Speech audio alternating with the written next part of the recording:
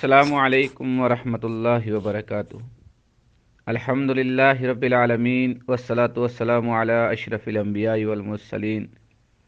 अम्मा बाद फ़अऊज़ु बिल्लाहि मिनश शैतानिर रजीम। बिस्मिल्लाहिर रहमानिर रहीम। कुंतुम खैरा उम्मतिन उखरिजत लिन्नास तअमुरूना बिल मारूफ़ि व तन्हौना अनिल मुनकर। क़ाला नबिय्यु सल्लल्लाहु अलैहि वसल्लम नज़्ज़रल्लाहु इम्रअन समिअ मिन्ना हदीसन फ़हफ़िज़हु हत्ता युबल्लिगहु। हमारे निसाब में शामिल 100 नंबर हदीस का आज तर्जमा और उसका मफ़हूम बयान किया जा रहा है। ये हदीस हमारे निसाब की आखिरी हदीस भी है। इस हदीस को हज़रत ज़ैद बिन साबित रज़ी अल्लाह तआला अन्हु रिवायत करते हैं कि नबी करीम सल्लल्लाहु अलैहि वसल्लम ने इरशाद फरमाया, नज़्ज़रल्लाहु इम्रअन समिअ मिन्ना हदीसा फ़हफ़िज़हु हत्ता युबल्लिगा, कि अल्लाह ताला उस शख्स को खुश व खुरम और शादाब रखे जिसने हमसे कोई हदीस सुनी फिर उसे हिफ्ज़ किया ताकि उसे पहुँचाए। ये अबू दाऊद शरीफ की रिवायत है। ये रिवायत बहुत सी अहादीस की कुतुब में मुख्तलिफ हवाले से ज़िक्र की गई है। इस हदीस का एक जुमला हमारे दरस में शामिल है और ये मुकम्मल हदीस इस तरह है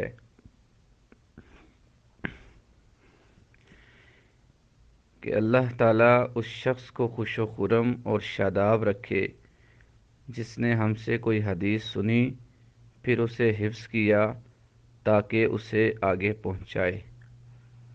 फ़रुब्बा हामिल फ़िक़्हिन इला मन हुवा अफ़क़हु मिन्हु व रुब्बा हामिल फ़िक़्हिन लैसा बिफ़क़ीह। इस हदीस का दूसरा जुमला ये है जिसमें नबी करीम सल्लल्लाहु अलैहि वसल्लम फरमा रहे हैं कि वो दूसरों को पहुँचाए, क्योंकि बहुत से हामिलीन फ़िक़ा यानी इल्म को रखने वाले बहुत से ऐसे होते हैं जो उन तक पहुँचाते हैं जो उनसे ज़्यादा इल्म रखने वाले हैं और ज़्यादा फ़क़ीह और बसारत रखने वाले हैं, और बहुत से इल्म को उठाने वाले फ़िक़ा के हामिलीन ख़ुद फ़क़ीह नहीं होते। यानी इस दूसरे जुमले का मतलब ये है कि इसमें आप सल्लम हदीस दूसरों तक पहुँचाने की हिकमत ये बयान फरमा रहे हैं कि आपने फरमाया कि बाज़ दफ़ा ऐसा होता है जिसके पास कोई इल्म है या उसको किसी हदीस का इल्म है तो वो उस हदीस से वो अहकाम और मसाइल अख़ज़ नहीं कर पा रहा जितने मसाइल और अहकाम वो आदमी अख़ज़ कर लेगा जिसको ये आगे हदीस पहुँचाएगा। मतलब ये है कि बाज़ दफ़ा उस्ताद जो है उस नुक्ते तक या उन मसाइल तक नहीं पहुँच सकता जिन मसाइल और अहकाम तक उसका शागिर्द पहुँच जाता है। बाज़ दफ़ा शागिर्द जो है वो उस्ताद से आगे निकल जाते हैं। अल्लाह ताला उनको वो जो है सलाहियत अता फरमाते हैं, उसमें वो गौर व फ़िक्र करके उससे नए नए मसाइल, नए नए मामलात और अहकाम जो है उनका इस्तिंबात करते हैं। इसलिए आप सल्लम ने हदीस को दूसरों तक पहुँचाने की तरगीब दी। ये हदीस का दूसरा जुमला है। इस हदीस के सबसे पहले लफ्ज़ पर हम गौर करते हैं कि आप सल्लम ने नज़्ज़रा का लफ्ज़ इस्तेमाल फरमाया।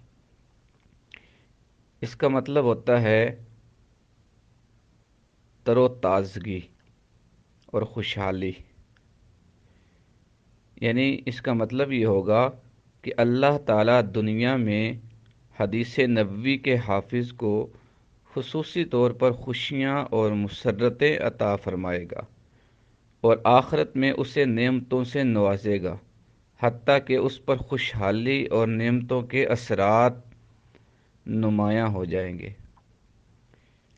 نظارہ کو علماء نے، فقہا نے اس کی جو ترکیبی حیثیت ہے اس پر بات کرتے ہوئے فرمایا کہ نظارہ یا تو یہ دعا بھی ہے اور یا یہ خبر ہے، یعنی اس میں نبی کریم صلی اللہ علیہ وسلم جو ہے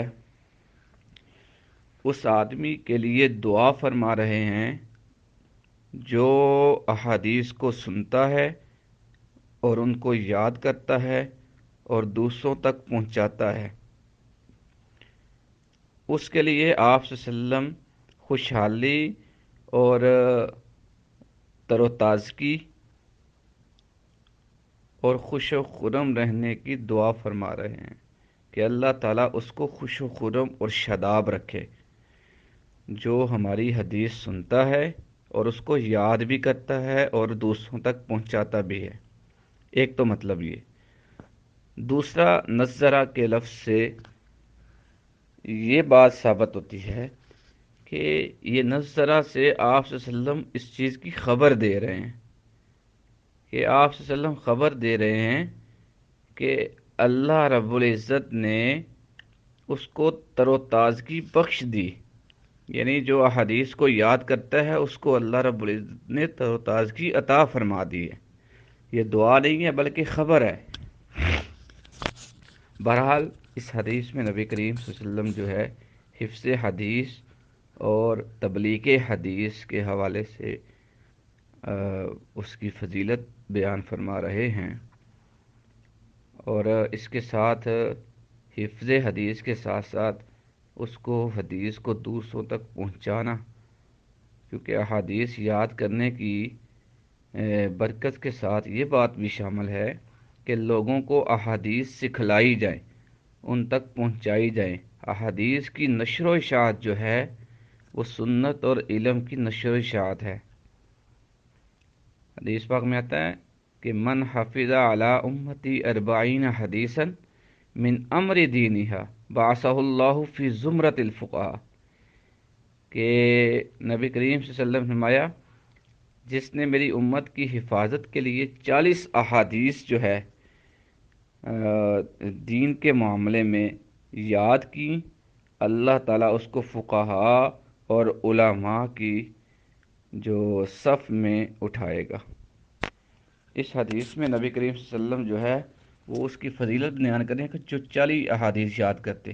ایک روایت میں آتا ہے کہ جس نے 40 احادیث یاد کی میرے لیے اس کی شفاعت جو ہے وہ واجب ہے، یعنی کہ میں اس کا جو ہے گواہ بھی ہوں اور اس کے لیے سفارش بھی کروں گا۔ اگرچہ محدثین کا اتفاق ہے کہ یہ حدیث سند کے اعتبار سے ضعیف ہے، لیکن چونکہ اس سے حدیث کو یاد کرنے کی فضیلت ثابت ہو رہی ہے تو فضیلت کے لیے اس حدیث کو بیان کیا جاتا ہے کہ جو نبی کریم صلی اللہ علیہ وسلم کی احادیث کو یاد کرتا ہے، کیونکہ جو ہمارے درس میں شامل ہے اس میں بھی اسی چیز کی طرف اشارہ ہے کہ حدیث کو یاد کرنے والے کے لیے نبی پاک صلی اللہ علیہ وسلم نے تر و تازگی اور خوشحالی کی دعا فرمائی۔ اس حدیث کا دوسرا جملہ کہ حتیٰ یبلغہ، ایک تو یہ ہے کہ احادیث کو یاد کرنا، دوسرا یہ ہے کہ دوسروں تک بھی پہنچانا، یعنی دعوت و تبلیغ کا کام۔ اور نبی کریم صلی اللہ علیہ وسلم نے حجۃ الوداع کے موقع پر جب آپ صلی اللہ علیہ وسلم نے 10 ذی الحج کو اونٹنی پر بیٹھے ہوئے آپ صلی اللہ علیہ وسلم نے خطبہ ارشاد فرمایا، اس میں آپ صلی اللہ علیہ وسلم نے وہ ایک جملہ فرمایا کہ فَلْيُبَلِّغُ الشَّاهِدُ الْغَائِبَ، کہ جو بھی یہاں حاضر ہے وہ غائبین تک میری بات پہنچا دے۔ مطلب جو یہاں موجود ہیں انہوں نے جو بات سنی وہ جو نہیں موجود، جو نہیں آ سکے، ان تک پہنچائے۔ گویا کہ آپ صلی اللہ علیہ وسلم نے احادیث کا اور دین کی تبلیغ کا ذمہ جو ہے امت مسلمہ کے سپرد کیا، کیونکہ آپ نے فرمایا الشاہد عسیٰ ان یبلغ من ہوا اوعى له منہ، کہ جو حاضر ہے ہو سکتا ہے وہ جس کو پہنچا رہا ہے وہ زیادہ اس دین کی، زیادہ اس علم کی، زیادہ ان احادیث کی حفاظت کرنے والا ہو۔ تو چونکہ اور یہ امت مسلمہ کا ایک امتیازی وصف بھی ہے، کیونکہ دعوت و تبلیغ کا کام جو انبیاء کا ایک کی خصوصیت ہے، وہ نبی کریم صلی اللہ علیہ وسلم کی ختم نبوت کے ثبوت، کیونکہ نبی پاک صلی اللہ علیہ وسلم آخری نبی ہیں، قیامت تک کے لیے نبی ہیں، آپ کے بعد قیامت تک کوئی نبی نہیں آنے والا۔ تو اس لیے جو دعوت و تبلیغ کا کام ہے اب یہ امت مسلمہ کے سپرد ہے۔ اس لیے آپ صلی اللہ علیہ وسلم بھی اس حدیث میں ارشاد فرما رہے ہیں، یہ حدیث کو یاد کرنا اور دوسروں تک پہنچانا۔